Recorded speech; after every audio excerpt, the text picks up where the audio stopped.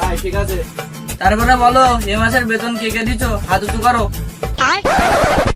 পীযূষ, কি ব্যাপার, তুমি এ মাসের বেতন দাওনি কেন?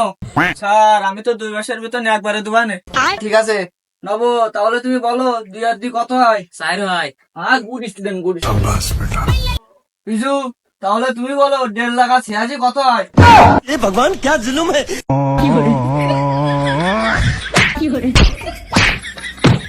সৌরভ, তুমি বলো বাংলাদেশে যুদ্ধের সময় কত লাখ মানুষ মারা গিয়েছিল? 30 লাখ। পীযূ, তুই বল যুদ্ধের সময় যে 30 লাখ মানুষ মারা গিয়েছিল তাদের নাম বল। Bye bye Tata. শালা, তুমি এখানে পড়তে যাবে না? স্যার আজকে বিকালে আমি আপনার বেতন দিয়ে দেবানে। Good student, very good.